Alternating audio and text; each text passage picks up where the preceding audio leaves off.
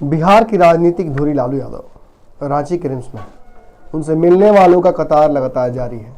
कुछ लोग उनका हाल जानने के लिए सार्वजनिक कारण से उनसे मिलते हैं, वहीं कुछ राजनीतिक लोग होते हैं जो उनसे मिल रहे हैं इसलिए क्योंकि 2 चुनाव आने वाले हैं। चुनाव को लेकर सीटों का गठजोड़ तय करना है, एक समीकरण बनाना है जिस समीकरण के तहत महागठबंधन एनडीए को टक्कर देगा।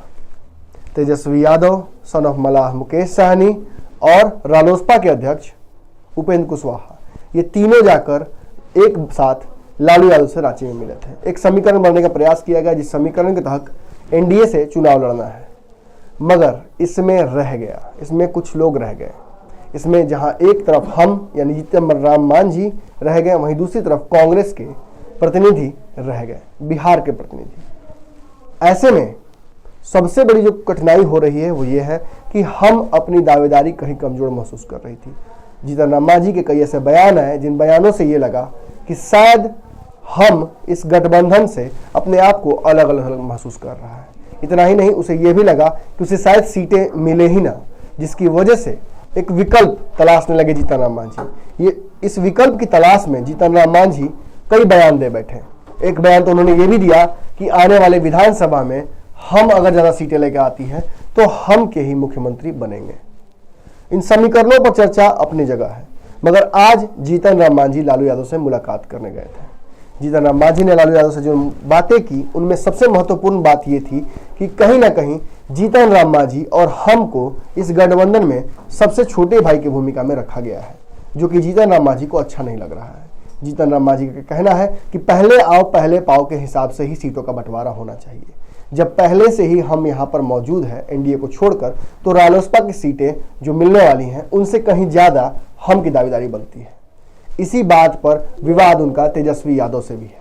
तेजस्वी यादव के अलावा रालोसपा के अध्यक्ष उपेंद्र कुशवाहा भी उन्हें फूटे आंख नहीं सुहा रहे हैं, क्योंकि जिस व्यक्ति को, जिस पार्टी को उन्होंने महागठबंधन में आने का रास्ता दिखाया था, वो पार्टी ही अब उनके पाले की टिकटें लेने के लिए दावा दे कर रही है। ऐसे में एक बात तो स्पष्ट हो जाता है कि जीतन राम मांझी जो कि पहले ही पहुंच गए थे महागठबंधन में, वो अब यहाँ पर स्वतः नहीं फील कर रहे हैं।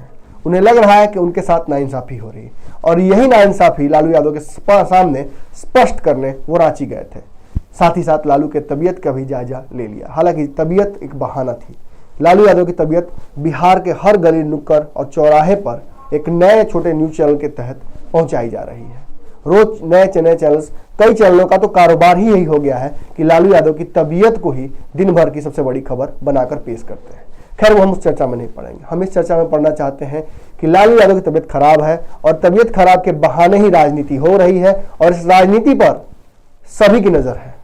यहां तक कि लालू यादव की राजनीतिक दुकान बंद करने के लिए रिम्स में उनसे लोगों के मुलाकात का सिलसिला कम कर दिया गया है। आज लालू यादव से मिलने वालों में 2 ही लोग थे, एक जीतन राम मांझी और दूसरे लालू यादव के सबसे छोटे दामाद। और इन दोनों के मुलाकात का दोनों अलग अलग कारण था। जहां एक तरफ उनके दामाद उनका तबीयत जानने के लिए उनसे पहुंचे थे, वहीं जीतन राम मांझी अपनी स्थिति को महागठबंधन में स्पष्ट कराने के लिए, अपने दावेदारी को सुनिश्चित कराने के लिए, और ये सुनिश्चित कराने के लिए कि रालोसपा से ज़्यादा सीटें हमको मिलें। अगर हमको ज़्यादा सीटें नहीं मिलती हैं तो आने वाले समय में जीतन राम मांझी से जैसे मुखर होकर बोलते हैं और डिसीजन लेने में पीछे नहीं हटते हैं, हो सकता है जीतन राम मांझी इस महागठबंधन से बाहर चले जाएं और वापस हो सकता है कि फिर से एनडीए गठबंधन में चले जाएं। खबरों का सिलसिला जारी रहेगा। आप देख रहे हैं न्यूज़ बिहार। मेरा नाम है नमन मिश्रा। धन्यवाद। हमारे फेसबुक पेज को लाइक करें, ट्विटर पर फॉलो करें न्यूज़ बिहार लाइव, और साथ ही साथ हमारे यूट्यूब चैनल को सब्सक्राइब करें। सब्सक्राइब करने के बाद बेल आइकन दबाना ना भूलें। धन्यवाद।